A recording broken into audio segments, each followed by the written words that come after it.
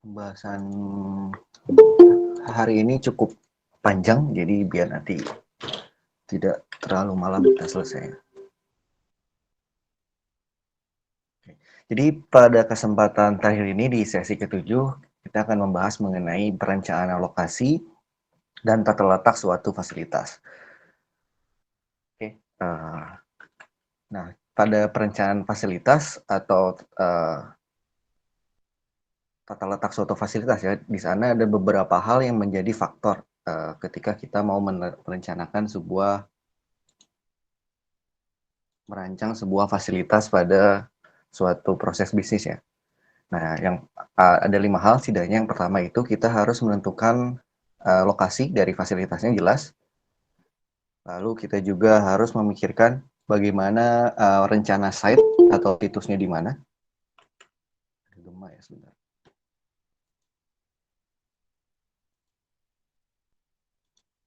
Kemudian rencana tata letak bangunannya seperti apa, serta rencana tata letak di tiap departemen atau sel, istilah lainnya, serta rencana tata letak suatu working station atau stasiun kerja.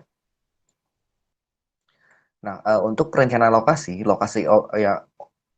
itu sangat berpengaruh pada biaya, baik pada biaya tetap maupun biaya variabel. Jadi fixed cost ataupun variable cost. Nah, sifat dari lokasi itu juga sangat mempengaruhi risiko dan keuntungan dari perusahaan secara keseluruhan, baik itu produknya barang ataupun jasa. Nah, tujuan dari strategi lokasi itu adalah untuk memaksimumkan keuntungan dari penempatan lokasi perusahaan tersebut. Nah, pilihan-pilihan yang ada ketika dalam merencanakan suatu lokasi biasanya ada 3. Yang pertama, misalkan ada suatu kendala, kita memutuskan, oh nggak usah pindah, jadi tidak pindah. Tetapi kita bisa memperluas fasilitas yang ada, baik itu secara zoning, secara vertikal, ataupun secara ke atas, secara horizontal. Lalu kita juga harus ada juga pilihan lain, yaitu mempertahankan lokasi yang sekarang selagi menambah fasilitas yang lain, baik itu di tempat yang baru ataupun di tempat yang lama. Dan yang terakhir, menutup fasilitas yang ada agar kita bisa pindah ke lokasi yang mungkin direncanakan berdasarkan strategi kita itu akan mungkin lebih baik. Nah, ada faktor pertimbangan dalam mempertimbangkan lokasi tersebut, ada beberapa hal yang secara umum sebuah perusahaan pikirkan atau diskusikan. Yang pertama adalah apakah dengan adanya stay di tempat lokasi tersebut atau dikembangkan ataupun pindah, apakah mungkin bisa mempertahankan atau meningkatkan produktivitas tenaga kerja. Kemudian, apakah nilai tukar dan risiko mata uang itu terpengaruh. Misal kita mau ekspansi ke luar negeri, nah itu kan nilai tukarnya terkendala, ataupun produk bahan baku yang kita gunakan itu misalkan dari produk impor, nah itu kan nilai tukarnya sangat berpengaruh. Kemudian biaya, serta sikap dari karyawan nanti seperti apa misalnya. Lalu kedekatan dengan pasar jelas ini diperhitungkan. Lalu kedekatan dengan supplier, kedekatan dengan pesaing, jadi klaster-klaster pesaingnya seperti apa, apakah pesaingnya memang pesaing ketat atau pesaing biasa, sebuah ancaman atau tidak. Nah, yang paling terpenting terakhir adalah kedekatan dengan sumber daya.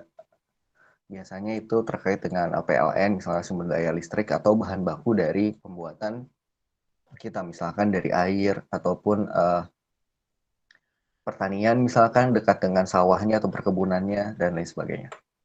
Kemudian untuk lokasi suatu fasilitas, perusahaan tersebut bisa memutuskan lokasi yang biasanya umumnya relatif terhadap suatu sumber daya pasar. Jadi dampak lokasi ini sangat strategis dengan mempertimbangkan utama biasanya adalah upah buruh, lalu pajak di daerah tersebut, keterampilan dari para pekerja lokal biasanya, dan juga sikap tenaga kerja serta politik dan keamanan dari suatu lokasi fasilitas tersebut. Nah, di sini saya tulis dan seterusnya karena banyak hal yang mungkin pertimbangan lain ketika suatu perusahaan mungkin memutuskan untuk tetap tinggal di tempat tersebut ataupun pindah ataupun mengembangkan fasilitas yang mereka miliki. Nah, keputusan pemilihan lokasi antar negara itu ada lagi. Jadi kalau tadi kan saya sempat singgung, misalnya kita mau ekspor keluar. Nah, yang beberapa hal yang perlu dipertimbangkan antara lain adalah resiko politik yang sedang dihadapi. Misal atau hal lain adalah misalkan seperti sekarang resiko politik terkait dengan pandemi ini, termasuk pada peraturan yang ada. Lalu sikap pemerintah terhadap investor seperti apa? Apakah ada insentif untuk para investor atau kita di sana upah murah misalkan ataupun insentif berupa biasanya keringanan pajak. Lalu hal yang lain adalah permasalahan budaya dan ekonomi. Ini jelas dipertimbangkan ketika kita ingin melakukan pemilihan lokasi di antar negara. Termasuk adalah lokasi pasar, karena produk yang telah dibuat itu harus dapat diserap oleh pasar yang keberlangsungannya itu tergantung dari pasar ya, perusahaan tersebut. Misal kalau misalnya kita mau ekspansi, contohnya kalau kita tahu kan beberapa produk saya sebut yang mudah itu elektronik misalnya, kan lokasinya pasarnya misalnya menyasar Indonesia. Nah, tapi karena produk yang dibuat supaya lebih murah, biasanya insentif beberapa negara ada kebijakan namanya zona ekonomi eksklusif atau ZEE ya. Nah, pada zona ekonomi eksekutif itu di istilah Indonesia itu ZEE. Biasanya di sana daerah yang tidak dikenakan pajak produksi, makanya lebih murah. Contoh kalau di Indonesia itu di Batam. Kalau di luar negeri di daerah Singapura berapa ada zona eksekutif. Lalu kalau yang lain misalnya di Hong Kong dan juga Makau di sana tidak dikenakan pajak. Makanya ataupun di Cina itu di daerah Shenzhen di sebelah dari Hong Kong, nah itu tidak dikenakan pajak. Makanya kenapa kalau kalian beli dari misalnya dari online shop atau apa handphone dari Batam itu suka lebih murah impornya itu karena mereka tidak ada pajak. Tapi ketika keluar dari Batam, nah itu baru dikenakan pajak. Kalau misalkan pembeliannya dilakukan di luar daerah zona eksekutif, zona ekonomi eksekutif. Selanjutnya, ketersediaan tenaga kerja, upah buruh, produktivitas itu juga termasuk karena unsur tenaga kerja sangat penting bagi perusahaan. Selain tadi kita melihat pasar, apakah kita harus lihat apakah kita perlu mengirimkan resources berupa sumber daya kita dari luar atau tidak. Kalau kalian tahu, kan sebenarnya sekarang waktu dulu mungkin sebelum pandemi banyak dari pemerintah Indonesia kan beberapa ikut bikin daerah zona industrial. Salah satunya di Pulau Jawa juga ada, di luar Pulau Jawa juga ada. Nah, kebanyakan yang tertarik mungkin dari China kebanyakan kan. Nah, kenapa mungkin di sana dibawa orang-orang dari sana mungkin karena ini produktivitasnya mungkin dianggap lebih baik orang sana mungkin dan juga skill mungkin yang di sana kan jadi kalau misalnya ngambil orang sini mungkin harus harus di training lagi. Jadi kalau gitu misalnya istilahnya kopi dari sana di paste ke sini produksinya kan enggak. Tapi secara umum kalau untuk inisiasi awal perusahaan yang lebih mudah kayak gitu kan. Kalian yang sudah mungkin ada pengalaman bekerja untuk buat cabang baru kan lebih enak ngambil orang yang di utama ambil langsung jadi pemimpin-pemimpin di sana supaya lebih mudah. Nah, kalau ternyata dalam waktu mereka melakukan usaha ada suatu orang lokal yang bisa baik ataupun orang lokal sudah bisa ya ditinggalin saja karena biaya untuk bayar tenaga upah buruh luar itu biasanya lebih mahal karena ada misalkan pajak segala macam lalu tempat tinggal mereka harus dipikirkan dan lain sebagainya. Kedua terakhir yaitu ketersediaan pasokan jelas dan komunikasi. Ini juga salah satu unsur penting ya karena kita harus berkomunikasi dengan staf asing dan juga resiko nilai tukar mata uang. Ini juga penting. Kemudian ada lagi strategi lain yaitu keputusan pemilihan lokasi antar daerah. Tadi kan antar negara, ini skupnya lebih kecil, misalkan daerah dalam suatu provinsi ataupun beda kota. Nah, ini biasanya tergantung pada keinginan perusahaan. Keinginan atau strategi dari perusahaan itu seperti apa. Nah, biasanya yang dilihat itu adalah segi-segi yang menarik dari wilayah tersebut. Misalkan budayanya menarik atau dengan produk kit tersebut, lalu pajaknya juga termasuk, dan iklimnya, misal berpindah iklim, kita jualan minuman dingin, kalau iklimnya panas kan mungkin lebih baik. Kemudian ketersediaan tenaga juga dibahas, karena memang tadi yang saya sampaikan, perusahaan itu tidak mungkin, kegiatan bisnis itu kan pasti berkaitan dengan tenaga kerja untuk sebagai kegiatan operasional dari bisnis tersebut. Lalu biaya juga termasuk, dan ketersediaan pelayanan umum ya bagi karyawan, lalu peraturan mengenai lingkungan hidup. Ini kalau di luar negeri khususnya ini sangat concern sekali, karena ini menjadi, dalam tanda kutip, bisa menjadi biaya kalau misalnya peraturannya kurang jelas, bisa jadi biaya tinggi itu kalau peraturannya nggak jelas. Lalu intensif juga masuk juga, kedekatan dengan bahan baku jelas, dan biaya tanah serta pendirian bangunan yang tidak mungkin kita lepaskan dari ketika kita mau membangun sebuah site atau aset atau fasilitas suatu kegiatan produksi. Nah, berkaitan dengan yang tadi saya sampaikan, ketika kita akan membentuk sebuah site ya, site itu artinya sebuah, kalau dalam bahasa Indonesia diartikan kan dalam situs atau lokasi terpadu. Nah, itu biasanya kita harus memikirkan suatu ukuran dan biaya ukuran suatu produksi yang akan kita mau. Misal kita mau membuat, dulu kan sempat ada isu kalau misalnya Tesla mau buat pabrik baterainya di Indonesia, itu kita lihat juga skupnya seperti apa, apakah sesuai ukurannya yang mereka harapkan, dan juga biaya untuk pembuatan lokasi tersebut. Ini biasanya dipertimbangkan untuk membuat suatu lokasi, misalnya di Ranca Ekek banyak kan pabrik-pabrik, lalu di Banjaran juga banyak pabrik-pabrik. Nah, itu pikiran dulu untuk lokasi dan ukuran biaya dari tanah biasanya. Kemudian yang tidak kalah dipikirkan ketika membuat lokasi terpadu adalah sistem transportasinya.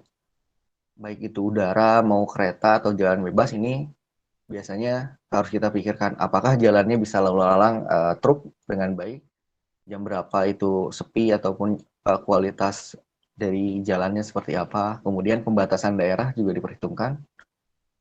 Dan yang tidak kalah penting adalah yang tadi saya sampaikan, kedekatan dengan jasa atau pemasok yang dibutuhkan, serta permasalahan dampak lingkungan.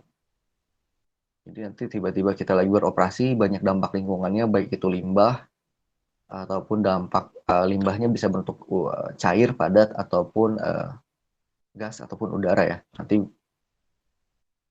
bisa dipertimbangkan mengenai hal tersebut. Nah, kemudian tadi adalah faktor-faktor yang bisa dipertimbangkan atau harus dipertimbangkan ketika kita memilih lokasi, lalu ketika ingin membuat sebuah site ataupun tempat kompleks terpadu. Nah, ini ada metode untuk pemilihan lokasi suatu fasilitas. Secara umum, pendekatannya itu ada dua. Yang pertama adalah pendekatan diskrit, dan yang kedua itu adalah pendekatan secara kontinu atau secara terus-menerus. Jadi, kalau sifatnya misalkan yang melakukan pendekatan secara kontinu biasanya perusahaan produk yang sifatnya franchise, baik itu makanan, misalkan jasa kecantikan kan, ataupun jasa kesehatan, ataupun yang sifatnya itu memang harus dengan konsepnya itu hutan, kayak hutan lah. Jadi biasanya tree strategy, jadi kayak Alfamart juga termasuk, minimarket yang sifatnya memang kontinu, jadi harus terus dikembangkan secara terus-menerus. Nah, kalau secara diskrit atau secara deskriptif ya, itu biasanya hanya sekali, karena memang tempat dilakukan pembangunannya cukup biayanya tinggi misalnya, dan juga memang butuh satu kali. Nah, untuk pendekatan diskrit sendiri ada dua hal yang mungkin kalian sudah pernah dengar, namanya itu analisa kualitatif dan juga analisa kuantitatif. Nah, analisa kualitatif sendiri itu biasanya menggunakan teknik-teknik analisis faktor. Apa sih contoh dari teknik analisis faktor? Nah, salah satunya itu adalah menggunakan teknik analisis SWOT yang kalian sudah pelajari dan kita bersama bahas di awal pertemuan ini. Lalu juga ada menggunakan matriks-matriks atau kuesioner-kuesioner. Nah, itu salah satu contoh dengan pendekatan kualitatif. Dan juga yang tidak kalah penting adalah pengalaman atau experience ketika kalian akan membuat sebuah situs, itu juga salah satunya. Jadi pengalaman perusahaan itu bikin di mana itu adalah salah satu bentuk dari analisis kualitatif. Jadi sifatnya itu tidak ada perhitungan, tidak banyak perhitungan matematis. Jadi sifatnya kebanyakan dari literatur dan secara social impact biasanya. Nah, lalu kalau misalkan analis kualitatif biasanya banyak perhitungan dan model-model algoritma dan matematis yang digunakan. Nah, ini biasanya model dari kuantitatif tidak bisa berdiri sendiri langsung. Jadi ini merupakan tambahan, biasanya dilakukan dulu secara kualitatif, kemudian ditambahkan model kuantitatif dari kualitatif ke kuantitatif supaya si pendapatnya itu bisa lebih valid, jadi tidak bisa diganggu gugat, dan juga bisa lebih dipertanggungjawabkan karena itu ada berkaitan dengan data dan perhitungan. Nah, pada kesempatan ini kita akan membahas beberapa cara atau metode mengenai alternatif dari pemilihan lokasi. Yang akan saya bahas di sini ada 6. Yang pertama itu ada metode beban skor, lalu metode perbandingan biaya, metode break-even point, metode transportasi, metode center of gravity, dan terakhir metode load distance. Mungkin di antara 6 metode ini udah ada yang sekalian familiar ya. Nah, itu akan saya bahas lebih lanjut sekarang. Yang pertama, kita bisa mempertimbangkan cara menentukan lokasi itu dengan metode beban skor. Jadi, metode ini adalah metode penentuan lokasi pabrik secara kualitatif. Jadi, kalau nanti kalian melakukan misalnya skripsi atau tugas akhir, nah itu metode beban skor juga kadang digunakan. Cuman sayangnya, metode ini sangat mudah digunakan, tetapi penilaiannya itu bersifat sangat subjektif, jadi sehingga jarang sekali digunakan untuk bisa diambil keputusan dari metode beban skor. Tapi metode ini bisa digunakan sebagai langkah-langkah awal ketika mempertimbangkan lokasi. Nah, langkah-langkahnya itu yang pertama adalah menentukan faktor-faktor yang akan dinilai. Kemudian memberikan skor untuk setiap faktor yang dinilai, lalu memberikan bobot berdasarkan tingkat kepentingan masing-masing faktor, mengalihkan skor, dan akhirnya menentukan lokasi dengan berdasarkan pada nilai beban skor tertinggi. Ini saya kasih contoh ya, misalkan ada seorang investor merencanakan akan mendirikan perusahaan berupa pabrik tahu. Jadi tahu factory. Dari survei awal telah ditentukan 3 alternatif lokasi, yaitu Bandung, Bogor, dan juga kota Yogyakarta. Kedepannya mungkin saya akan singkat jadi kota aja. Nah, sedangkan faktor-faktor yang akan dinilai terkait rencana tersebut adalah ini. Ini berdasarkan rumusan, biasanya rumusan dari perusahaan. Nah, apa yang harus dipertimbangkan adalah sumber bahan baku. Kemudian sewa tempat, sarana transportasi, ketersediaan tenaga kerja, dan yang terakhir adalah aspek lingkungan terkait dengan dampak tadi. Misalkan limbah dan airnya seperti apa, itu perlu dipertimbangkan. Tampilannya akan menjadi seperti ini, jadi beban skor. Nah, jadi yang pertama, menentukan skor ataupun faktor yang digunakan untuk mengisi suatu formulir tersebut. Misal kita menggunakan skala 1 sampai 4 ya. 1 sampai 4. Ini misalnya yang 1 itu kurang dan yang 4 itu baik sekali. Nah, untuk menentukan bobot faktor berarti kita nilai. Misalkan bobotnya sumber bahan baku itu paling dikasih 20. Nah, kita misalkan limbah itu yang paling penting nih, dikasih bobot 30. Nah, ini 30. Lalu tenaga kerja 15. Ini transportasi tidak perlu diperkirakan misalnya bobotnya hanya 10, lalu sewa tempat misalnya 25. Nah, dari bobot ini biasanya dibuat jumlahnya itu 100. Biasanya dibuat 100, tapi kalau tidak dibuat 100 nggak apa-apa. Kenapa harus 100? supaya nanti kita bisa dengan mudah mengubah si hasil dari penyelesaian dengan metode beban skor ini ke dalam bentuk yang lain. Contohnya misalkan presentase ataupun ke dalam perhitungan dengan metode yang lain. Nah, setelah kita menentukan yang pertama beban skor, lalu juga kita menentukan bobot faktor yang dinilai, nah berarti selanjutnya kita akan melakukan scoring yang dilakukan misalkan dalam hal ini contohnya adalah investor. Tapi di sisi lain, sebenarnya untuk metode beban skor ini ataupun penilaian ini ya, penilaian inisial, ada suatu profesi yang memang mereka bekerja untuk melakukan penilaian seperti ini. Salah satunya adalah kalau kalian tahu ada nama perusahaannya PT Surveyor Indonesia. Nah, mereka memang ada kegiatannya memang survei dan melakukan inisiasi awal. Seperti apa poin-poin ini, skor-skor yang tadi harus seperti apa. Jadi mereka akan menyajikan hasil dengan metode beban skor yang telah ditentukan oleh perusahaan atau klien mereka. Lalu hal yang lain selain perusahaan surveyor juga ada namanya misalkan perusahaannya penilai properti namanya.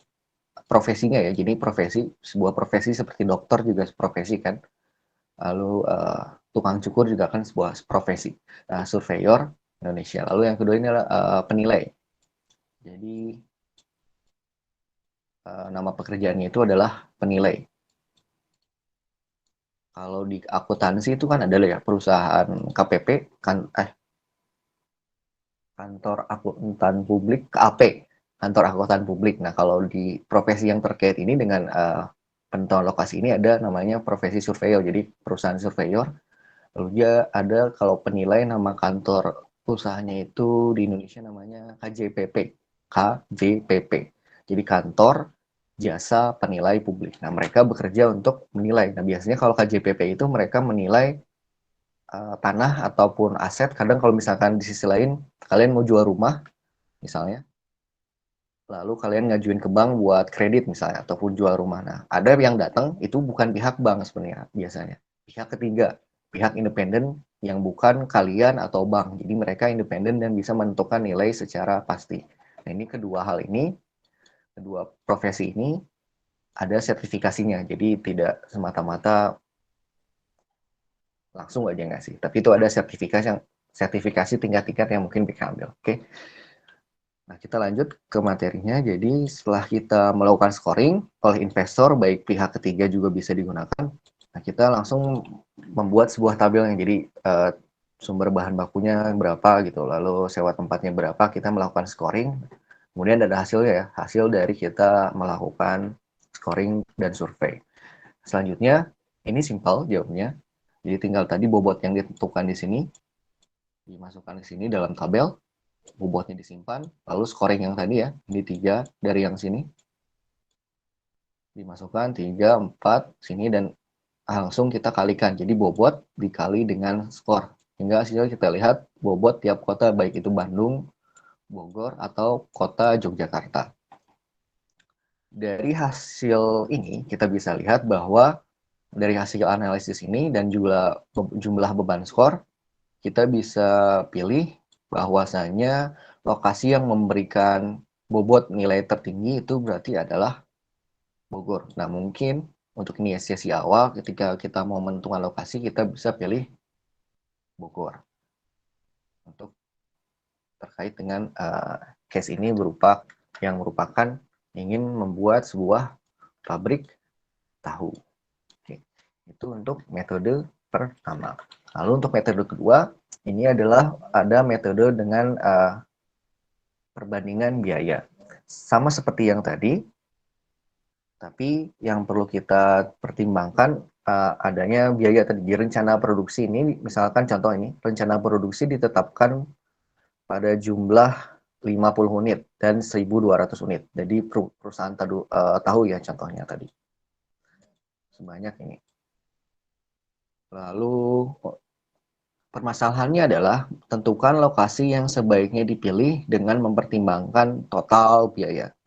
Nah, fixed cost-nya ini sudah kita ketahui contohnya. Jadi untuk biaya tetap, ini biasanya inisiasi awal dari pengalaman atau riset. Contoh ini dari Bandung 600, lalu Bogor 900, lalu kota 1.200.000. Nah, ini variable cost-nya. Variable cost itu biasanya listrik, lalu air, segala macam. Nah, kalau biaya tetap, biasanya biaya yang tidak berubah-ubah. Misalkan biaya bahan baku dan segalanya. Nah, ini harga jualnya ternyata adalah sebesar 3.200 untuk setiap lokasi. Perusahaan menentukan harga 3.200 untuk harga tiap lokasi. Nah, ini contoh dari penyelesaian metode perbandingan biaya. Jadi yang pertama, kalian harus menentukan fungsi biaya pada masing-masing lokasi. Fungsi biaya itu apa? Rumusnya nih, TC sama dengan A ditambah B, di mana A itu adalah biaya tetap atau fixed cost, B itu adalah biaya variabel per unit, dan X itu adalah rencana produknya seperti apa. Yang kemudian langkah kedua adalah fungsi biaya pada masing-masing lokasi ditentukan dengan rumus seperti ini. 600 ditambah 1.600 dikali dengan X. X itu adalah rencana unit tiap produksi. Jadi kita bisa turunkan rumus ini menjadi dua. Yang pertama, kapasitas produksinya kalau 500 seberapa, dan juga 1.200 berapa. Tinggal kita masukkan yang ini 500 ini ke dalam fungsi X, pengganti X di sini. Maka kita dapat hasilnya di sini. Oke. Nah, langkah selanjutnya setelah kita menghitung fungsi biaya pada masing-masing lokasi adalah menghitung jumlah unit produksi yang menghasilkan total biaya yang sama untuk setiap lokasi. Jadi kita melakukan perhitungan persamaan, ini kita temukan bahwa X-nya itu untuk tiap lokasi ternyata sama, sebesar 750 unit. Setelah ini, kita langsung rubah ke dalam bentuk grafik. Yang tadi kan berarti, kalau kalian ingat, ini gambar grafiknya, ini fungsi X dan Y. Tadi X-nya itu, ini X-nya 700, berarti kita tinggal garis, kalau ini anggap ini belum ada gambarnya, ambil garis putus-putus, ini 750, berarti kita ambil garis putus-putus ke atas. Kemudian ini yang Bandung, ya ini Bandung 600, titik di sini, lalu kita tarik garis lurus ke atas, Bandung. Lalu Bogor, ini Bogor, kita garis lurus ke atas, lurus ke sana.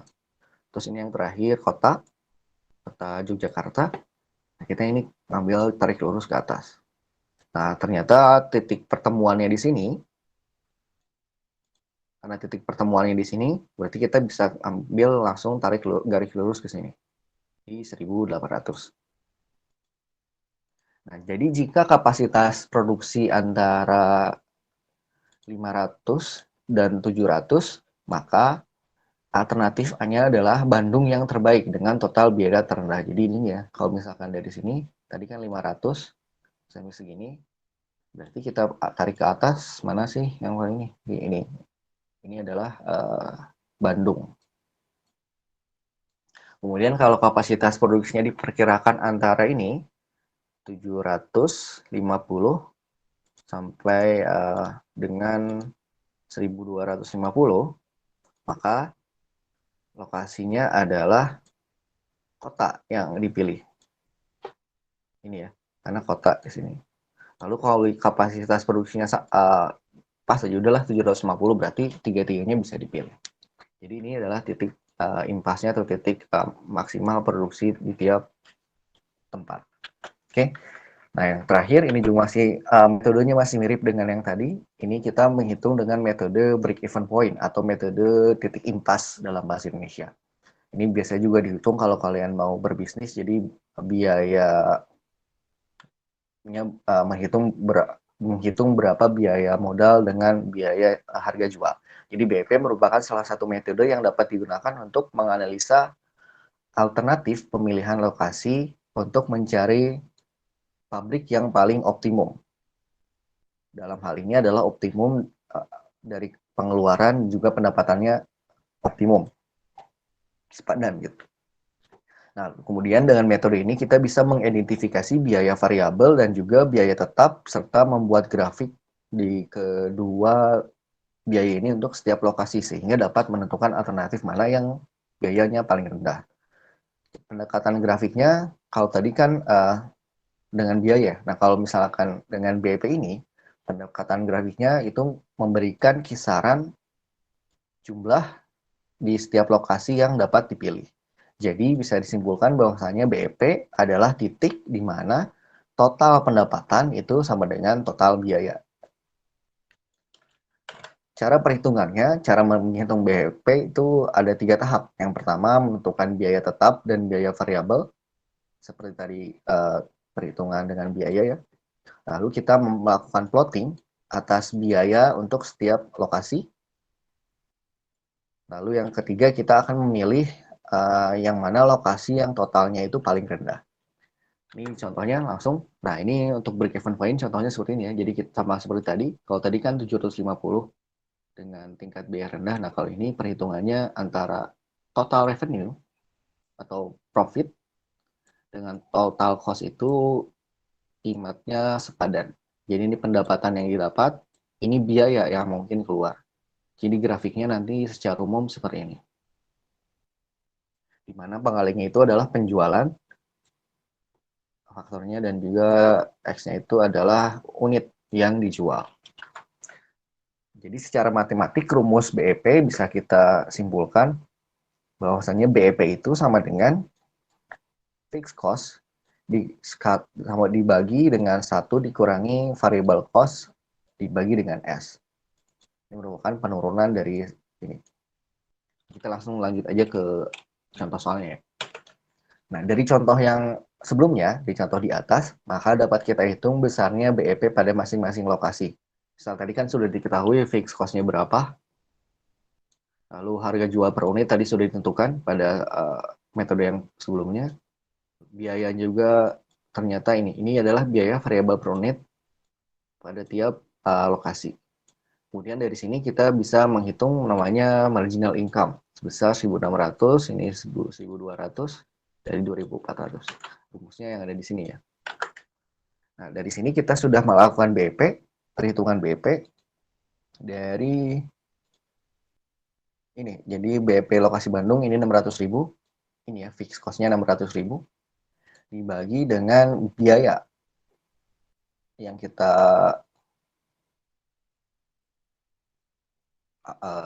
biaya variabel produk tersebut sebesar 1.600. Nah, dari sini 600.000 dibagi 1.600 hasilnya adalah 375 unit. Untuk Bogor hasilnya adalah 450 unit. Lalu untuk lokasi kota Yogyakarta hasilnya adalah 500 unit. Sama, setelah itu kita lakukan penggambaran. Nah, di sini untuk A itu lokasi Bandung, ternyata BEP-nya di sini, B di sini, dan C di sini. Ini untuk total revenue, total pendapatan, imbas hasil di sini, lalu total cost-nya untuk Bandung ada di sini pergambarannya, Bogor dan juga kota ada di sini. Ini jadi kita bisa lihat mana sih yang memberikan titik yang memberikan break even point paling baik optimum. Nah, selanjutnya ada metode transportasi. Nah, metode ini merupakan suatu metode yang digunakan untuk mengatur distribusi dari sumber-sumber yang menyediakan produk yang sama ke tempat-tempat secara optimum. Kalau tadi kan metodenya pada pendekatan biaya dan produksi ya. Nah, kalau faktor yang mempengaruhi atau yang dipertimbangkan ketika melakukan analisis menggunakan metode transportasi dalam penggunaan metode ini antara lain adalah kapasitas pabrik sebagai sumber, lalu kapasitas permintaan atau pemasaran di gudang tersebut. Jadi kapasitas gudangnya berapa, ini kapasitas produksinya berapa, sumbernya ya. Lalu biaya produksi masing-masing pabrik berapa, lalu yang terakhir adalah biaya distribusi dari tempat asal ke tempat tujuan, baik itu dari sumbernya, misalkan dari biaya produksi, dari pabrik ke gudang yang kita ingin simpan barang tersebut. Nah, metodenya itu ada banyak untuk transportasi ini. Secara kuantitatif itu banyak. Tapi yang akan kita bahas di sini paling hanya metode NWC dan juga metode least cost atau metode biaya minimum. Metode stepping stone dan metode Modi serta metode Ogle, ini sebutnya Vogel, bahasanya Ogle. Mungkin akan dipelajari kalau kalian mempelajari nanti ngambil kelas mata kuliah manajemen kuantitatif. Ini mungkin akan lebih banyak dibahas. Lanjut ya, kita akan langsung bahas saja metode transportasi dengan metode NWC. Ini tolong diperhatikan. Jadi PT XYZ mempunyai contohnya 3 pabrik yang berlokasi di 3 kota berbeda dan juga memproduksi minuman ringan yang dibotolkan. Produk dari ketiga pabrik ini didistribusikan ke gudang yang terletak di 5 kota daerah distribusi dengan biaya pengangkutan per plat minimum ratusan ribu juga jumlah suplainya terlihat pada masing-masing. Ini contohnya ada pabrik dengan kode W, pabrik dengan kode H, dan juga pabrik dengan kode P. Di sini ada kapasitas pabriknya berapa ya? Ini kapasitas pabriknya 90. Jadi pabrik W ini bisa memproduksi 90. Lalu pada pabrik H juga kapasitasnya memproduksi 60. Sementara pabrik B itu produksinya adalah 50 minuman ringan yang dibotolkan untuk dikirimkan nanti ke gudang. Nah, gudang sendiri punya namanya kebutuhan gudang kebutuhan gudang ini adalah kebutuhan pemenuhan dari gudang tersebut. Jadi buat maksimal dan optimum kan harus diisi penuh. Nah, gudang juga ada kebutuhan ini 50 gudang A, kalau gudang B kebutuhannya 110, dan ini contohnya gudang C kebutuhannya adalah 40. Bagaimana cara kita melakukan analisis dengan metode transportasi? Nah, kita bisa melakukan yang pertama dengan metode NWC atau istilahnya adalah Northwest Corner. Nah, metode ini merupakan metode untuk menyusun tabel awal dengan cara mengalokasikan distribusi barang mulai dari sel yang terletak pada sudut kiri atas. Jadi sudut kiri atas ini ya, Northwest. Itu mulai dari sudut paling ini. Kalau dengan metode Northwest. Jadi aturannya solusi ini ditentukan dengan mengisi sel barat laut pindah ke sel kosong. Jadi ini aturannya di sini bisa dibaca. Nah, kita langsung ke prakteknya aja gimana. Misal kita coba buat ini coba saya hitamin dulu aja. Misalnya saya hitamin, biar tidak terlihat. Kita isi. Nah, mulai dari sudut paling sel barat laut. Jadi mulai dari kiri atas, mulai dari sini. Oke, berarti kita lihat di sini kapasitas dari pabrik W ini adalah sebesar 90. Lalu sementara gudang A itu kebutuhan gudang dia cuman bisa nampung 50. Oke, berarti kalau dari pabrik W ini produksinya berarti langsung kita masukin aja semua ke gudang A. Jadi gudang A dari pabrik W kita isi 50 botol minuman. Lalu lanjut, setelah ini pabrik W harus kemana nih? Nah, kita lanjut aturannya jumlah yang dialokasikan pada sel kosong tersebut tidak boleh melebihi jumlah supply. Tadi ya, udah kita supply semua 50 ke gudang A. Lalu kita bergerak ke kotak sebelah kanan, bisa bila masih terdapat supply yang cukup. Nah, kita masih ada supply yang cukup, berarti sekitar 40. Maka kita geser yang tadi dari 50 ini geser ke pabrik B. Berarti pabrik B kita isi sebesar 40. Oke, 40. Betul ya, 40. Berarti kapasitas pabrik W ini udah habis semua. Dari pabrik W udah terdistribusi ke gudang A dan juga gudang B. Lanjut, berarti ini sudah selesai. Yang pabrik W udah selesai. Coret misalnya. Lalu kita pindah ke pabrik H. Pabrik H itu punya kapasitas sebesar 60. Ini udah gudang A udah penuh, nggak bisa diisi. Ini baru diisi sebesar ini, 40. Berarti masih ada kapasitasnya. Maka kita bisa isi gudang B. Gudang B kita isi. Berarti ini tadi 60 ya. 60 baru kita, oh berarti bisa semua. Dari pabrik A kita masukin semua ke gudang B. 60. Selesai berarti dari gudang B, ini kita bisa misalkan coret lagi. Biar lebih jelas, ini coret. Mana kuning. Nah, ini coret.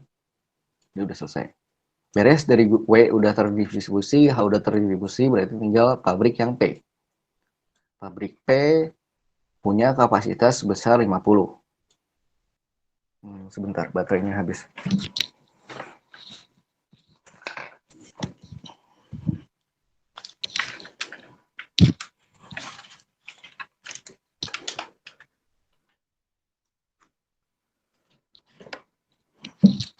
Oke, pabrik P punya kapasitas sebesar 50.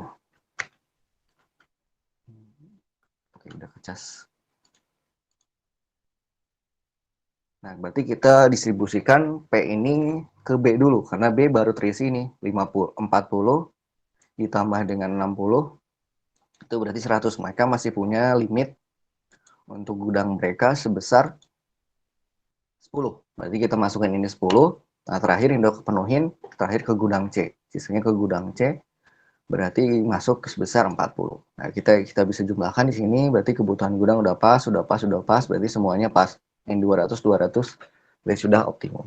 Kalau misalnya belum optimum, nanti ada kalau misalkan ada kelebihan, nah berarti kita mungkin harus membuat gudang baru atau kita menyeimbangkan pabrik dengan menghapus pabrik, mengurangi produksi atau menambah pabrik baru. Nah, selanjutnya seiring dengan tadi metode transportasi dengan EWC, nah ini ada metode lain dengan EWC yaitu metode transfer lain yaitu dengan metode least cost atau dengan perhitungan biaya terkecil. Sama ini kita menggunakan tabel worksheet ya, ini contohnya. Jadi kalian bisa mengerjakannya bisa pakai kertas kerja umum seperti ini ataupun nanti kalian bisa langsung aja pakai di sini digambarin. Nah, ini yang 25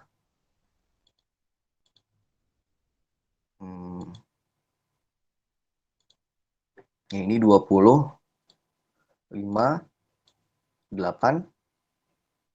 Nah, ini tuh biayanya. Nah, kalau di kertas kerja 25,8 itu dihitung, dipindahkan di sini di pinggir, di bagian ini.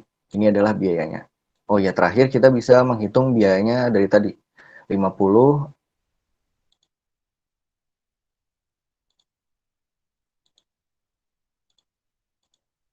ini 50 kali ini biaya 40 kali 5, 60 kali 200, 10 kali 100, 40 kali 100. Jadi kita bisa hitungkan 50 kali 100 ini ditambah dengan biaya tadi, ditambah, dikali dengan 100.000. Kenapa 100.000? Karena tadi disebutkan di sini adalah ini, dengan 100 ribuan. Jadi dikali dengan 100.000. Kalau misalnya nggak disebutin ya berarti nggak usah dikalikan 100.000. Sehingga hasilnya untuk biaya minimalnya adalah sebesar 326.000 dengan metode NWC. Lalu dengan metode least cost, kita buat menggunakan tabel yang sama. Nah, ini metodenya mirip dengan NWC, cuman aturannya ada perbedaan aturan sedikit. Kalau dengan metode least cost, metode NWC, kita kan tadi ngambil dari sudut paling kiri atas ya, atau northwest. Nah, kalau dengan metode ini kita cari dengan pilih sel yang biayanya paling kecil. Oke, kita lihat dari sini. Kalau dari sini kalian pakai ini juga bisa. Jadi pilih biaya yang paling kecil. Misal biaya paling kecil ini ternyata ini 5 ya. 5. Biar gampang kita pakai ini. 5. Ini 5 kan? 5 berarti ini 90 ya. Berarti ini 90 kapasitas pabrik W. Jadi kita bisa simpan di sini 5. Di gudang B kita simpan 5. 90 berarti gudang W udah beres. Udah teralokasi. Lalu kalau misalnya sudah, sesuaikan dengan permintaan kapasitas, pilih sel yang biayanya satu tingkat lebih besar dari sel pertama yang dipilih. Ini 5, berarti kita bisa cari oh berarti ini ada 10 dan 10. Nah, kalian bisa pilih mau yang ini dialokasikan ke sini bisa, dialokasikan ke sini juga bisa. Tapi baiknya biar runut kita langsung alokasikan ke yang satunya aja ya, pabrik H. Tadi kan Pak dari pabrik W biar runut kita pabrik H dulu. Nah, H berarti ini 10. 10 berarti kita alokasikan ini kapasitasnya 40, ini 60, oh, berarti cuma bisa 40. Berarti kita simpan di sini 40. Gitu. 40 ini masih sisa 20 berarti ya di sini. Bisa kalau misalkan biar gak bingung, kalian bisa tulis di sini coret lalu tulis sisa 20 nah, untuk motret. Beres. Untuk yang ini udah teralokasi ya, public way, ini nggak bisa dipilih lagi. Ini juga nggak bisa dipilih lagi, udah penuh. Tinggal alokasi ini. Selanjutnya kita lihat, oh tadi 10 ini ya, untuk pabrik biaya terkecil. Kemudian yang tadi selanjutnya adalah 10. Berarti kita bisa alokasikan ke sini. Sebanyak 2, ini baru 90, 110 berarti sebesar 20. Kita simpan di sini sebanyak 20. Oke, maka untuk gudang B berarti habis. Bisa teralokasikan. Nah, ini teralokasikan. Saya aja misalnya. Ini kurang 20 berarti ini sisa 30 berarti kan? 30. Berarti kita tinggal alokasikan sini 15. Tunjukkan setelah 5 tadi, lalu ini 10. Biaya terkecil selanjutnya adalah berarti 15. 15 berarti untuk gudang ini dialokasikan berapa? 20 ya, karena ini kapasitas H sisa 20. Jadi kita tinggal simpan di sini 20, seperti itu. Beres 20, berarti tinggal ini. Ini juga pabrik H, misalkan kita coret lagi biar lebih jelas. Pabrik H dicoret, set. Udah penuh semua. Berarti sisa dari pabrik B, mau tidak mau harus dikirim ke pabrik P, yang mana sebesar 30 kan. 30.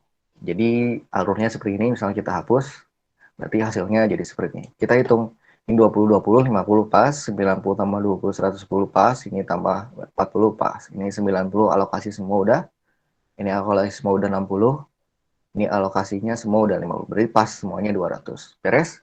Semua sudah teralokasikan, kita tinggal bisa menghitung biaya minimalnya. Kayak yang tadi yang di NWC, kita tinggal kalikan.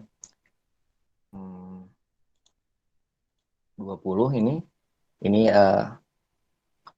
produknya 20 dikali dengan biayanya 15. Tuh, lalu 30 kali 25. Ini juga 90 kali 5, ini kali ini kali ini. Jadi 90 ini contohnya 90 dikali 5. Iya, 90 dikali 5, 20 dikali 10. Ini 20 dikali 10, 40 kali 10 itu ini 40 kali 10 dan seterusnya dikalikan, tambahkan dikali dengan 100.000 karena tadi soalnya tadi bilang diminta dikali 100.000 ya. Hingga hasilnya dengan biaya minimal 210.000.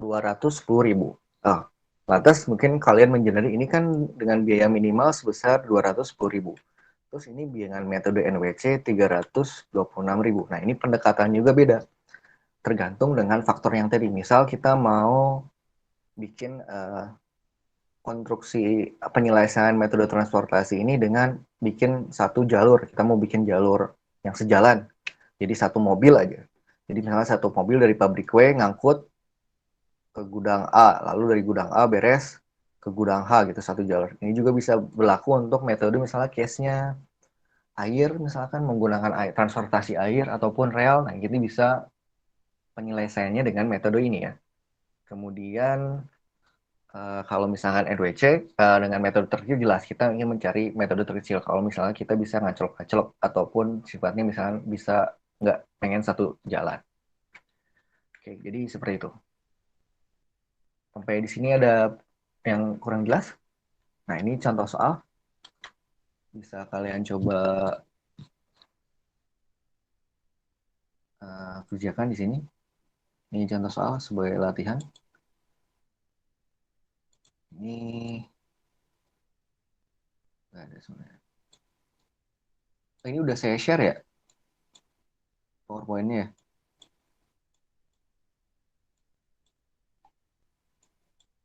Udah saya share belum? Udah Pak, Udah, ada di Pak. L. Oh ya udah ada. Jangan lihat dulu jawabannya lah, kerjain dulu aja sendiri. Itu ada jawabannya. Ini kalau misalkan lihat aja ini sambil latihan ya, nanti kita bahas bareng-bareng. Ini contoh kertas kerja yang tadi. Kalau kalian mau pakai ini, kalian juga bisa pakai misalnya ini tambahin ke bawah. Jadi jangan jangan lihat dulu slide selanjutnya ya. Ini coba latihan dulu aja. Kalau masih ada yang kurang jelas sambil kalian latihan bisa tanyakan ke saya. Mungkin saya kasih waktu 10 menit ya. Nah, ini coba kerjakan dengan metode tadi NWC dan juga minimum. Coba jangan dilihat dulu jawabannya. Lihat dulu ini aja, kerjain dulu aja, coba latihan. Oke, kalau ada yang kurang jelas, bisa silahkan ditanyakan.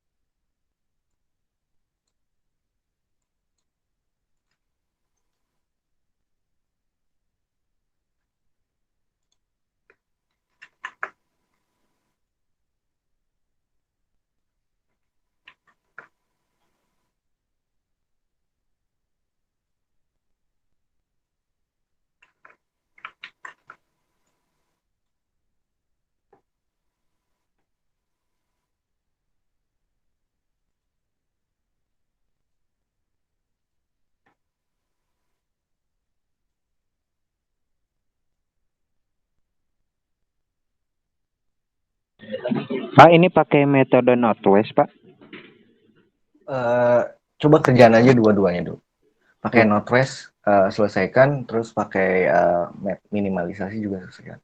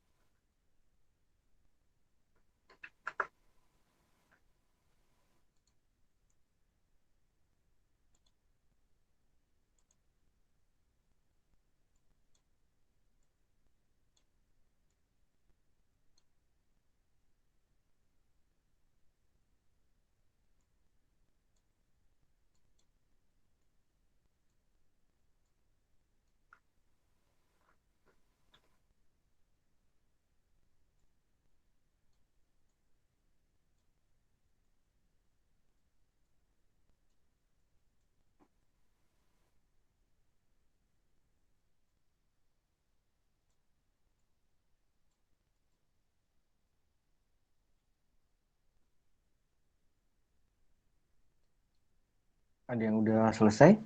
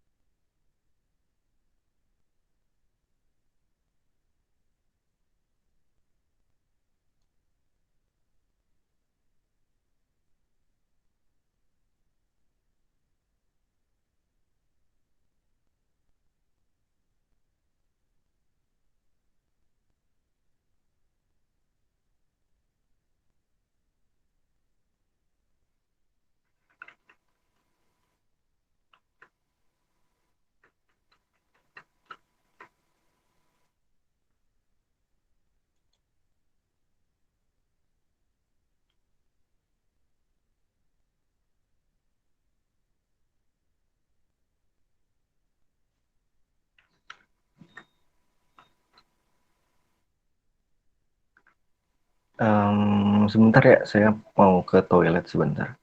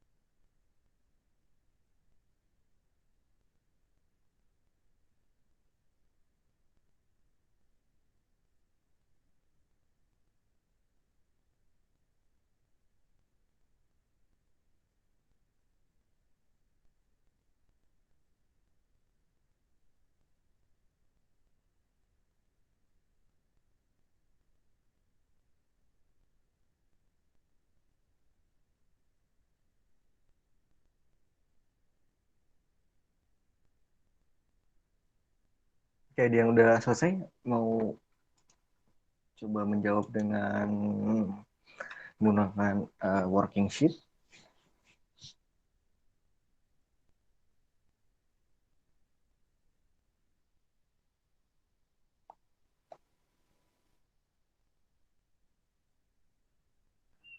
Bapak mau bertanya, Silahkan. kalau di biaya minimalnya dikali 100.000 lagi, Pak? Nggak usah lah. Berarti setelah dijumlah-jumlahin nggak perlu dikali lagi ya Pak? Nggak usah. Oke, makasih Pak. Iya.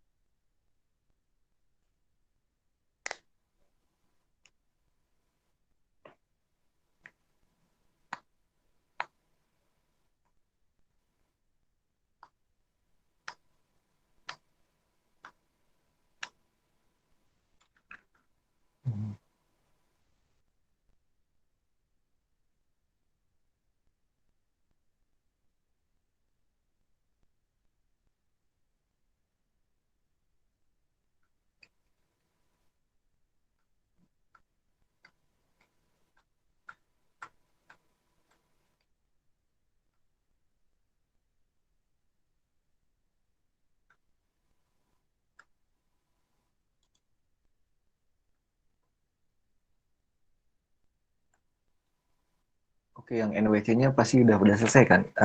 Jawabannya berapa? Ada yang mau share screen nggak? Yang bisa share screen tidak? Kalau tiket yang volunteer saya pilih satu nih. Kita pilih laki-laki dulu deh. Sekarang tanggal 18. 2, 3, 4, 5, 6, 7, 8. Raka Setia. Raka udah selesai? Yang NWC-nya? Belum, Pak. Belum. Kalau belum kita coba kerjakan sama-sama yang NWC coba. Yang NWC berarti ini ya. Tadi saya udah bikin. Nah, coba kita bersama-sama. Berarti NWC, ini kapasitasnya belum saya tulis ya.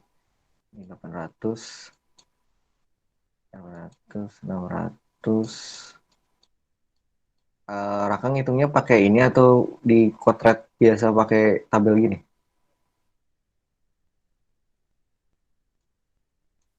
Pakai tabel gitu sih, Pak. Yang atas yang bawah? Yang atas, Pak, atas. Oh, yang atas. Oke. Ada yang ngerjain pakai tabel yang bawah nggak? Yang lain? Oke, kita kerjain sama-sama ya. Raka bantu saya coba. Kita ini 800, ini 1100. Tulisan saya jelek sekali ya. 1100. Oke. Berarti dengan metode NWC berarti kita mulai dari sini ya, kiri atas ini. Betul kan, Raka? Ini saya jadi lupa metodenya. Sebentar. Oke. Oke, berarti ini kita isi berapa, Raka? 400, 400. Raka? Atau ada yang lain yang bisa bantu? 400, Pak. Oke, betul. Ini isi berarti jadi coret-coret. Banyak coretan ini ya. Ini apa saja deh. Kita lihat di atas saja. Oke, kita isi misalnya berarti ini kita isi di sini 400. Betul. Kita kerjain sama-sama 400. Dari sini 400 berarti ini udah selesai ya, G1 ya. G1 kita coret. Nah, otretnya kayak gini kalau pakai NWC. Jadi dari tabel soal kalau bisa gini 400. Berarti ini sisa 400 ya. Berarti kita penuhin yang G2. G2 berarti ini 400 ya. Betul? 400. Ya, Pak. 400. Oke, 400 G2. 400 ini G2 habis. G2 habis. Berarti ya. Ini juga P1 habis ya. Udah teralokasi. Coret. Dipindah ke bagian bawah. Bagian bawah ini 600. P2 itu kapasitasnya 600. Sementara ini 600. Ini 500. Berarti kita alokasikan 500. Oke. Ya, 500. 500. Ini habis berarti ya. Iya, Pak. G3 yang habis. G3 yang habis. G3 yang habis berarti kita ke G4. Betul ya? G2 juga habis, Pak. Oh iya, betul. Ada G2 habis 400. Jadi tinggal ke G4 ya. G4, Bapak di P2, di G4-nya ada 100. P2, G. Oh iya betul, ini 100. 100. Lanjut berarti ini ya, pabrik terakhir. Ini berarti berapa? G4, 400, G4 300. 300, G5-nya 800. G5-nya 800 ya betul. Oke, saya rasa udah pada tahu, tinggal dihitungin. Nah, kalau misalkan dengan ini maaf ya, jadi oret-oretannya. Kalau lalu kita lanjut ya ke yang minimalisasi. Kalau misalkan pakai cara ini berarti kita lihat biaya minimal. Ini paling kecil berapa? 30 ya, betul? Ada yang lebih kecil dari 30? Nggak ada kan? 30 ini di P1 G5. P1 G5 ini 30.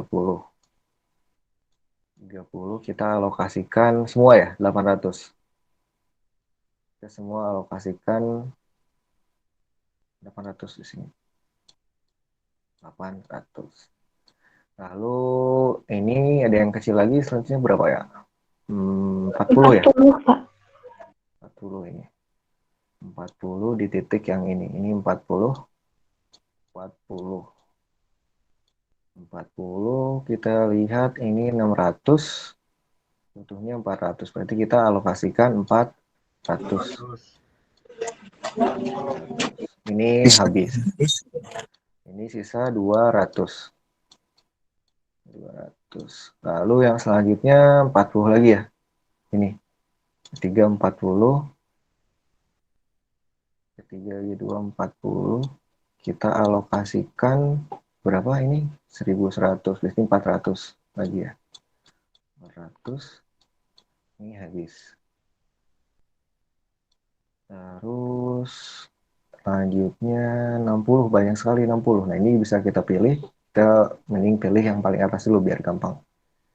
Ini udah teralokasi belum? Oh, udah ya. Di sini ya, yang 30. Oh, ini udah habis. Pak, itu yang 200 belum, Pak? Mana? Ya, Pak, yang dari pabrik 2. Ya, ini saya coret dulu yang atas. Pabrik 1 udah habis kan? Ya, Pak. Nah, pabrik 2 ini ada 60 dan 60. Kita pilih pabrik 2-nya dulu aja. Ini tulis di sini G4 60. G4 60 ini 200. Berarti ini habis. Kita tinggal alokasikan ini sama berarti ya. Ini 500 sama 400 berarti ya. Ini 500. Nah, ini 400. Nah, kalau mau nge-trade pakai ini caranya seperti itu. Jadi tinggal bikin tabel gini. Tinggal turunin yang ini. Tinggal nanti hasilnya ditambah. Tapi jangan Bukannya lupa 200, Pak. yang mana? Yang di gudang Gudang yang 4. itu, Pak. Oh iya, betul. Yang barusan ditulis. Ya betul, maaf saya salah. Berarti ini kita hapus. Ini masuknya ini 400. Nah, tadi saya lupa ya, harusnya jalurnya nggak saya tulis. Tadi jalurnya seperti apa saya lupa. Jadi 200, jalurnya Pak. gimana? Sebentar, saya hapus dulu. String 200. Tadi saya nggak tulis ya. Berarti tinggal tentukan jalurnya. Tadi harusnya di awal, tadi saya keliru. Diingat jalurnya kemana aja.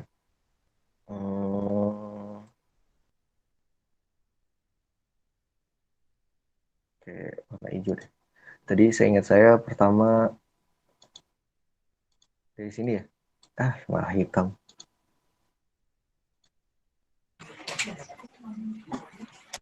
Hijau. Tadi pertama dari sini jalurnya kan berarti dari 800. Ini pertama. Lalu kedua bikin jalur ke Mana ya? Ingat nggak? Ada yang ingat dari sini terus ke Yang Ke G1 Pak, yang 400. satu. yang 400 Pak. Ini potretan saya berantakan sekali. Jadi nah, ini dari sini ke 400 ini ya. Set. Ini terus kemudian ke G4 10. 200. Ya. Ini terus ke sini kan. Lalu balik ke sini dan ke sini seperti itu. Oke. Nah, ini contoh yang jangan ditiru ya. Ini contoh kotetannya ngaco sekali tapi saya rasa dan tadi kalian sudah interaksi sudah cukup mengerti. Nah, ini cara cara yang umum digunakan nanti kalau kalian belajar metode kuantitatif menggunakan kertas kerja yang seperti ini. Ini kertas kerja worksheet yang biasanya digunakan ketika melakukan perhitungan dengan metode transportasi. Tapi kalau misalnya skupnya kecil, kalian juga bisa tinggal buat tabel seperti ini. Misalkan di Excel buatnya bisa buat tabel seperti ini. Tadi yang kita kerjakan kan ini kan dari G1, G2 ke bawah sini, lalu ke bawah sini, ke sini. Ini juga sama hasilnya seperti yang tadi kita lakukan. Kalian bisa di PowerPoint-nya sudah saya sertakan bisa melakukan perhitungan seperti ini. Jadi tinggal buat garis ke bawah, misalnya hitungnya pakai Excel ini 400, ke bawah ini 400, seperti yang tadi kita hitungkan hasilnya di sini. Nanti jangan lupa dikalikan, dihitung biaya totalnya. Jadi kalau cuma tabel gini doang, kurang gitu metodenya. Karena yang kita cari adalah ini, berapa sih biayanya. Nah, untuk tadi yang minimalisasi, juga saya rasa kalian udah cukup tahu, sudah banyak tahu ini salah ya. Harusnya grafik arahnya panahnya dari sini, jadi 800 tadi betul. Lalu ke bagian atas ini, lalu ke sini, baik lagi ke sini dan ke sini. Nah, ya totalnya sekian dari perhitungan yang tadi.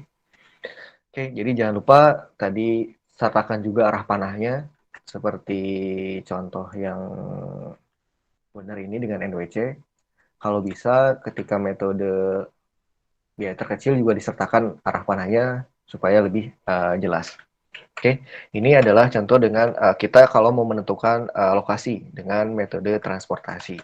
Ada metode lain yang bisa digunakan, tapi secara umum biasa menggunakan dua metode ini kalau misalkan melakukan perhitungan manual. Nah, selanjutnya ada metode lain yang akan kita bahas. Dua metode lagi. Yang pertama adalah metode center of gravity. Jadi ini merupakan teknik matematis dalam menentukan lokasi dengan menggunakan map. Ini teori perhitungan teorinya seperti ini. Jadi langkahnya tuh kalian menggunakan yang pertama menetapkan jumlah barang yang dikirim dari lokasi gudang didistribusikan dan dicari lokasi pada tiap periode tertentu. Buka peta, kemudian kalian menentukan sumber titik. Jadi misalnya titik origin itu bisa titik pengiriman, pabrik pusat, ataupun sumber titiknya itu apa. Jadi titik di XY-nya itu sifatnya 0,0. Nah, tempatkan lokasi pasar atau lokasi yang dimiliki perusahaan, misalkan lokasi gudang atau pabrik, pada berdasarkan titik origin tersebut. Lalu menentukan titik ordinat gudang tersebut. Nah, ini rumusnya. Mencari koordinat X berarti rumusnya adalah sigma D dikali dengan Q1. Lalu dibagi dengan sigma Q. Koordinat Y juga sigma D dikali dengan Q dan dibagi dengan sigma Q, di mana D itu adalah koordinat lokasi X dan DI itu adalah koordinat lokasi Y. Ini rumusnya. Nah, perhitungan contohnya seperti ini. Misal perusahaan retail mempunyai 4 toko yang akan menentukan lokasi gudang distribusinya dengan data sebagai berikut.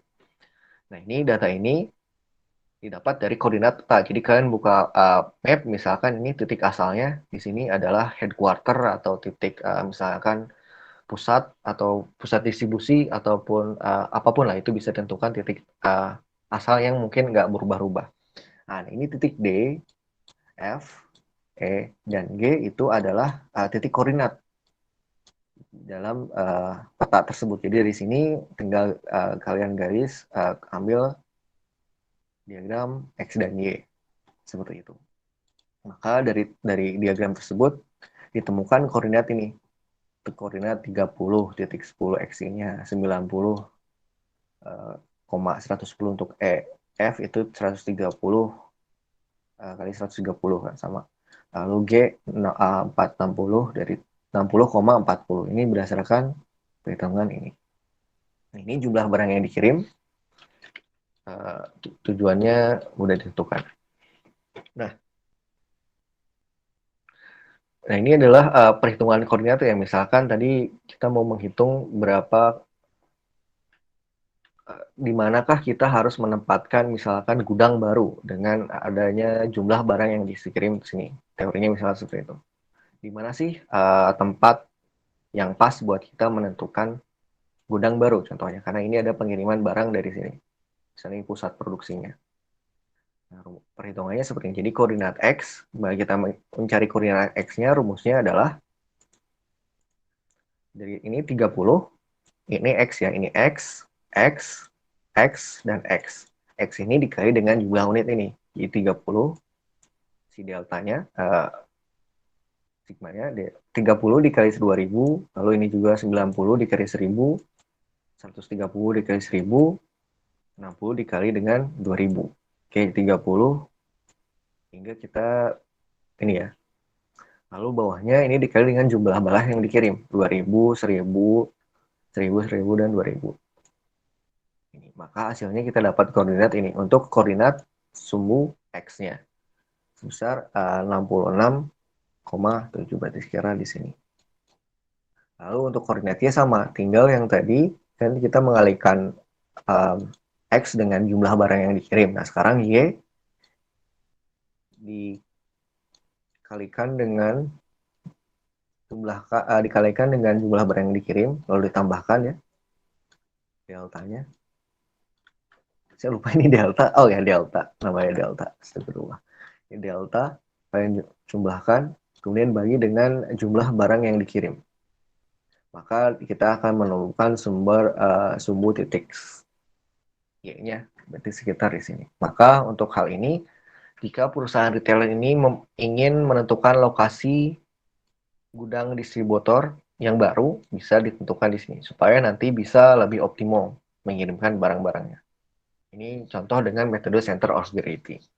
Pada penerapan secara manual bisa seperti ini, tapi ada beberapa tools atau software yang lain sebenarnya yang bisa mendukung mengenai perencanaan titik, dan biasanya ada di software manajemen project. Nanti mungkin akan lebih dibahas lebih lanjut pada mata kuliah supply chain management kalau kalian ambil, dan juga manajemen kuantitatif mengenai software-softwarenya. Ini soal latihan kita tadi ya. Oke, nah ini tata letak.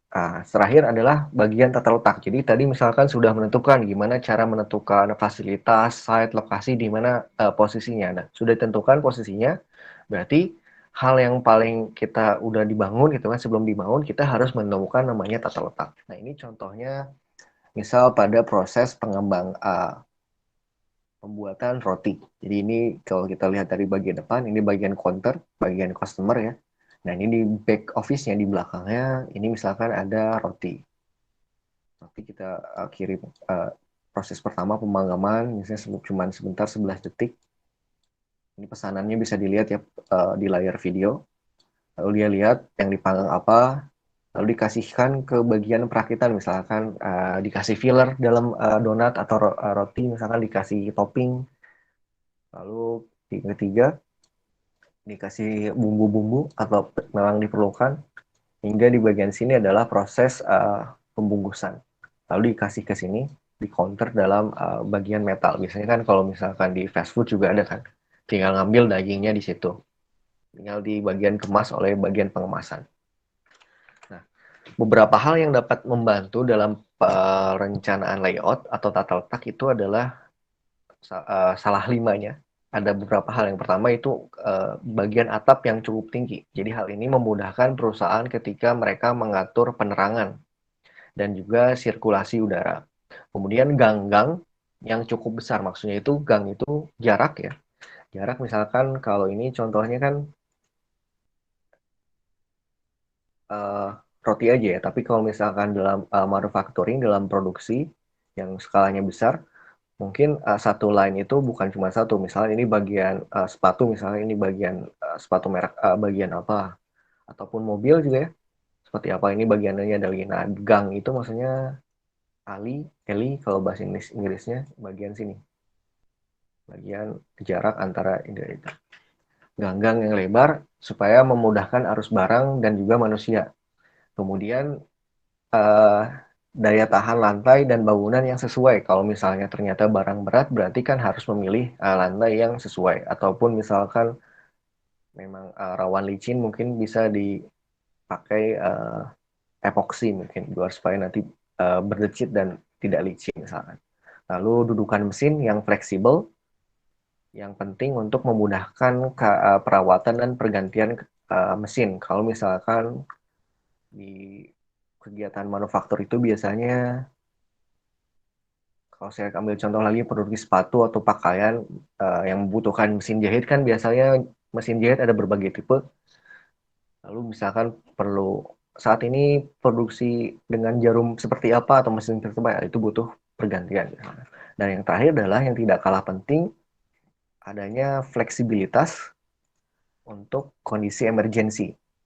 Karena di sana banyak orang di situ, jadi harus ada jalur yang penting untuk ekspedisi, termasuk pada daerah pintu exit emergensi seperti apa, lalu apa dan segala macamnya.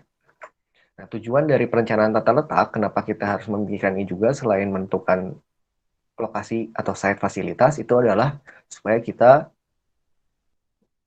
bisa memanfaatkan fasilitas dan peralatan dengan optimal, terutama bagi perusahaan yang tidak memiliki lahan atau bangunan yang luas. Kemudian aliran manusia dan material menjadi lebih lancar kalau sudah kita rencanakan di awal. Kemudian pemakaian ruang yang lebih efisien, dalam arti memudahkan pergerakan bahan dan juga manusia ataupun mesin kalau memang di situ ada mesin yang bergerak secara konstan. Selanjutnya memberikan ruang gerak juga yang cukup untuk kelancaran dan kenyamanan operasional perusahaan. Terakhir, biaya investasi produksi yang rendah karena kita udah hitung mana yang nggak perlu, mana yang perlu. Fleksibilitas perusahaan, keselamatan kerja, serta suasana kerja dan penggunaan tenaga kerja yang efektif dan efisien. Jadi kalau nggak ada manusia yang sumber daya yang numpuk, apalagi sekarang karena pandemi ini kan harus berjarak. Nah, jenis-jenis tata letak itu biasanya tergantung pada tipe hal yang mereka produksi. Jadi dalam merencanakan tata letak, perusahaan dapat memilih berbagai tipe tata letak dengan tidak mengesampingkan tipe dan karakteristik aktivitas dan operasional perusahaan tersebut. Nah, tipe tata letak yang cocok terhadap yang digunakan oleh satu perusahaan itu bukan berarti cocok untuk perusahaan lain. Misalnya minimarket, Alfamart dan Indomart kan itu beda gitu. Kalau saya prefer pribadi, saya lebih senang dengan tata letak Alfamart, entah mengapa. Mungkin Alfamart yang saya di Alfamart langsung ada gitu. Mungkin Indomart untuk klien lain. Itu contoh yang lain. Jadi misalkan target pasar juga mungkin mempengaruhi mengenai tipe tata letak. Contohnya misalkan pada tata letak suatu minimarket. Kalau kalian sadari kan berbeda gitu jumlahnya. Yang sama biasanya peletakan counter rokok atau segala macam itu biasanya di depan. Nah, tata letak ya, contoh dari bagaimana memikirkan tata letak itu adalah kita bisa pikirkan dengan beberapa hal. Nah, salah satunya adalah dengan pendekatan proses fungsional. Jadi penyusunan tata letak di mana alat atau jenisnya memiliki fungsi yang sama. Jadi ditempatkan pada yang contoh yang sama. Tadi di awal saya lihat itu saya perlihatkan itu contoh pada perusahaan pembuat roti. Lalu misalkan perusahaan mebel itu kan ditempatin juga yang sama. Bengkel juga sama ya. Ganti oli misalnya bagian sini. Bagian ini bagian apa? Mobil juga sama, misalnya drive-thru juga sama seperti itu. Fungsionalnya pembayaran, pemesanan dan lain sebagainya. Nah, biasanya ini adalah contoh dari tata letak yang sifatnya pendekatannya terhadap produk. Tata letak ini untuk proses produksi standar dan massal biasanya. Jadi misalnya contohnya produksi manufacturing ya, mie instan, lalu pemintalan. Pemintalan itu benang, pembuatan benang, lalu surat kabar atau semen atau minuman. Jadi dari proses input, input nanti produknya di sini misalkan ada bagian produk apa, di mie instan apa, di bagiannya ada berapa, harus prosesnya seperti apa hingga ada output. Lalu misalkan ini mie instan A-nya itu misalnya digoreng dulu atau seperti apa, lalu sampai ke proses output dan hal yang sama.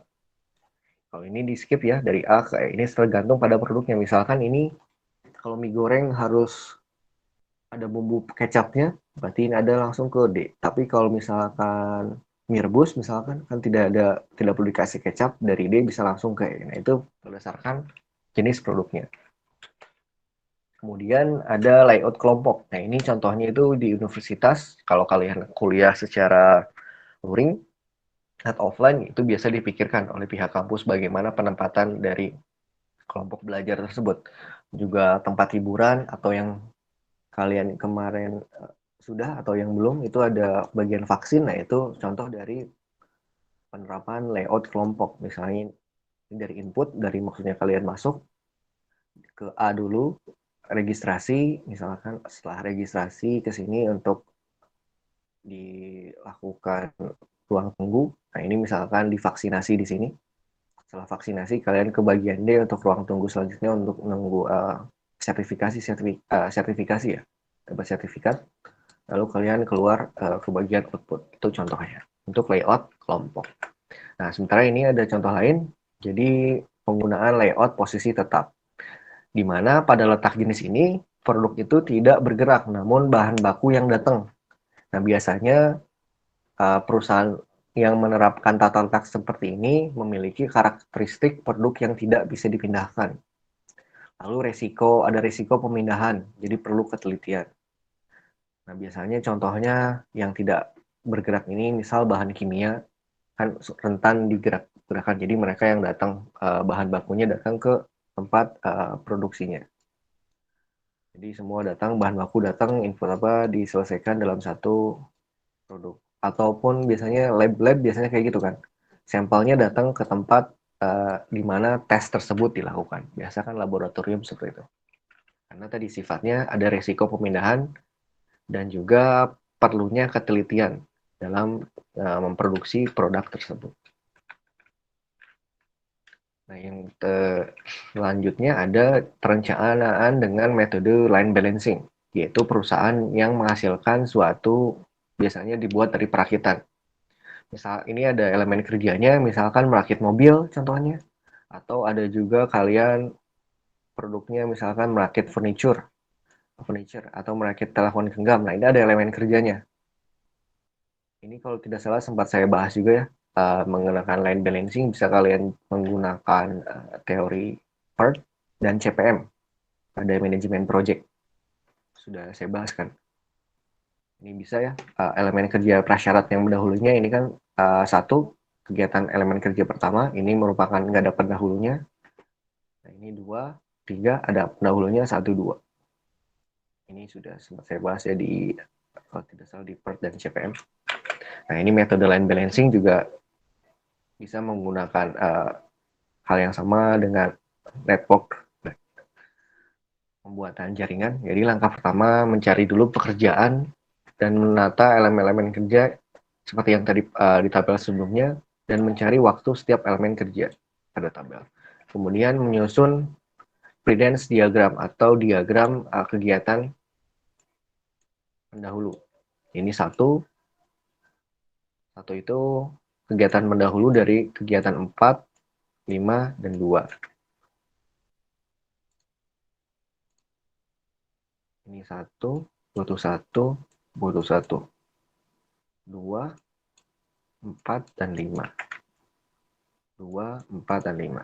Saya rasa kalian udah, saya sempat bahas ini ya. Betul kan? Saya udah bahas tentang CPM dan PERT. Betul nggak? Masih ingat nggak? Udah kan? Wah, oke. Emang udah mau habis. Nah, ini metode line balancing mirip seperti tadi dengan metode CPM Blanford. Bisa kalian baca di sini sama. Sehingga terakhir alternatifnya bisa kalian gunakan di sini. Dan juga bisa menentukan pilihan workstation yang kumulatif. Sesuai tadi. Ini misalkan 1/56 bisa selesai di gedung mana. Kalau ini 49 kemana, 47 kemana. Oke. Ini untuk metode line balancing. Nah, terakhir ada juga jenis metode lain. Jadi metode line balancing bisa menggunakan line programming dan juga metode heuristik yang mungkin nggak akan sempat kita bahas pada semester ini. Kalau misalkan ada, kita mungkin akan bahas di metode kuantitatif.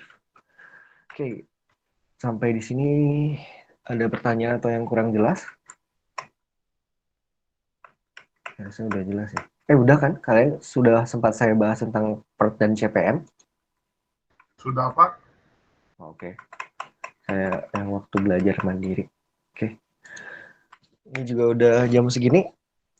Kalau udah jam 10.20 ya, kita kan maksimal sampai 10.20. Berarti mungkin saya cukupkan sekian saja. Jadi kalau misalkan ada pertanyaan lain, bisa langsung hubungi saya terkait dengan UTS nanti saya usahakan maksimal insya Allah H-2 udah saya upload, jadi kalian bisa mengerjakan agak lebih lenggang. Jadi karena waktu yang saya gunakan fleksibel, jadi harapan saya jawaban kalian bisa sangat kompleks dan jelas, itu tidak simpel. Harapannya sih seperti itu. Oke. Waktu kita untuk pertemuan kali ini juga sudah habis, jadi pertemuan kali ini saya cukupkan sekian. Terima kasih atas kehadirannya. Selamat belajar untuk UTS. Wassalamualaikum warahmatullahi wabarakatuh. Selamat malam. Waalaikumsalam warahmatullahi Warahmatullahi wabarakatuh. wabarakatuh. Terima kasih, Pak. Ya. Sip, Pak.